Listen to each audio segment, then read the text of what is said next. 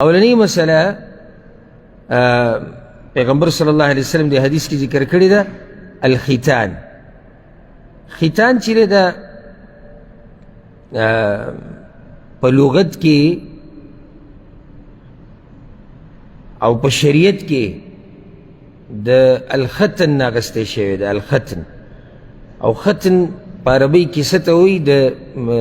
د نارینه د عورت په دې سر باندې چې کومه زیاتي غوښه یې دا لرې کول، دې ته موږ سنت کول وایو، پښتو کې ورته موږ سنت کول وایو. او دا د سړي دپاره واجب دی. سړي دپاره واجب دی چې کله ماشوم پیدا شي نارینه نو هغه دې سنت کړی شي. واجب په دې دی چې یو خو دلته پیغمبر صلی الله علیه وسلم وایي چې دا د فطرت ته کارونه نه دي، بل دا چې الله موږ ته قرآن کې دا ویلي دي ثم اوحینا الیک ان اتبع ملت ابراهیم حنیفا. ای پیغمبر موږ ته وحی کړی و چې د ابراهیم علیه السلام د طریقې تابعداري وکړې. د ابراهیم علیه السلام طریقه څه ده؟ په صحیح بخاري صحیح مسلم کې دا حدیث ته د ابو هریره رضی الله عنه اختتن ابراهیم علیه السلام وهو ابن 80 سنه.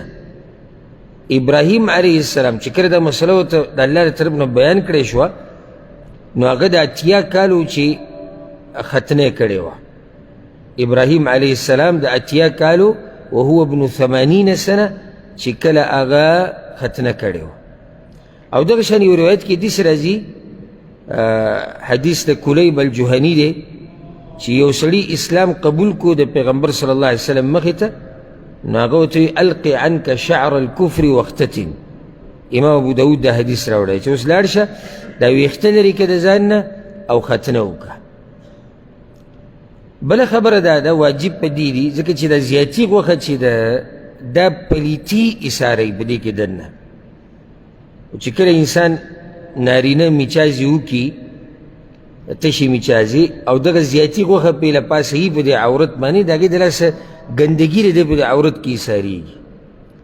او شریعت غواړي طهارت، او بل دا چې ته مونځ به کوې چې مسلمان لازم به مونځ کې، او د مانځه دپاره دا یو شرط دی چې د ګندګۍ نه ته پاک یې، چې دا پلیتوالی ستا په بدن نه وي، ستا په کپړو نه وي، او ستا په دې ځینې کوم ځای کې چې ته مونځ کې، چې د درې واړه خبرې صفایي بدن، ځای او کپړې. نو چې کله دا زیاتي غوښه پاتې شي په عورت باندې نو دې کې اکثر تشي میچازي هغه ایسارېږي. بل دا چې دا د بیمارۍ سبب هم ګرځي، دا د بیمارۍ او د ګندګۍ سبب هم ګرځي. بله هسې ډېره جوړه خبره ده، لکه شریعت دا وایي چې ماشوم به سنت کوي. اوس ته چې ماشوم سنت کوي نو عورت به ښکاره کېږي لازم، نو د سنت کار دپاره شریعت د عورت ته ښکاره کولو نه وایي، خو دا کار لازم دی ځکه پکې ګنجایش دي چې عورت ته د ښکاره شي. ځکه دا راجح قول دا دی والله اعلم چې د ماشوم نارینه دپاره نر ماشوم چې کوي د هغه دپاره د هغه سنت کول دا واجب دی. ولې واجب دی؟ هغه موږ هغه وجه ذکر کړی چې واجب د دې د لاسه دی. بله مسله چې دې سره تعلق ساتي او ډېره اهمه مسله ده چې په کوم وخت کې ماشوم سنت کول پکار دي. نو په دې کې د علماو اختلاف دی، بعضو ویلي یعنی په اومه ورځ او بعضو ویلي دي په 40مه ورځ او بعضو ویلي په کال کې دننه. خو دا خبره یاده کوي چې بنیادي مسله چې کله دا انسان بالغ شو که نه بالغ نو په ده باندې بیا سنت کول د ده دا واجب شو، نو د دغې نه مخکې د ده سنت کول پکار دي. او صحیح خبره دا ده لکه شیخ الاسلام ابن تیمیه رحمه الله نور علماو ذکر کړی ده چې دې کې شریعت څه وخت نه دی ښولی چې دی په اومه ورځ ماشوم سنت کې، که کال بعد به سنت کې، که 40 ورځې بعد به سنت کې، دې کې شریعت څه وخت نه دی ټاکلی. خو صرف دومره ده چې غوره طریقه دا ده چې څومره ماشوم کم عمری او د سنت کړی شي دا غوره طریقه ده. د هغې فایده دی چې ده د تکلیف لکي، او چې څومره عمر ډېرېږي نو تکلیف ورته ډېرېږي. نو غوره طریقه دا ده چې څومره ماشوم وړوکی او کم عمره یو بدن یې تنکی او دې سنت کړی شي نو دا د دې ماشوم دپاره غوره ده. او بس داسې زموږ په دې ملکونو کې مونږ یعنی تاسو هم لیدلي موږ هم لیدلي لوی لوی ماشومانان به ګرځي د 10 کالو 8 کالو 11 12 دې له سنت کړی نه نو دې کې به تکلیف دی ماشوم ته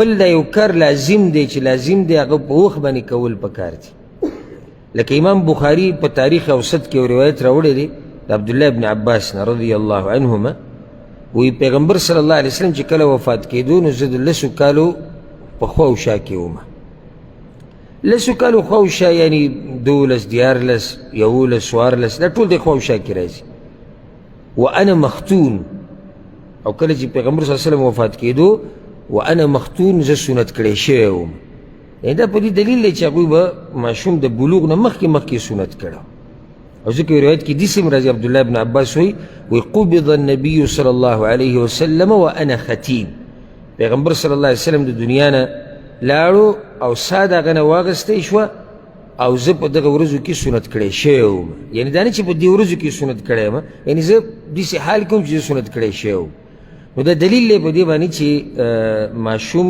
سنت کول دا وختي پکار دي دې لیټ کول دا ښه خبره نه ده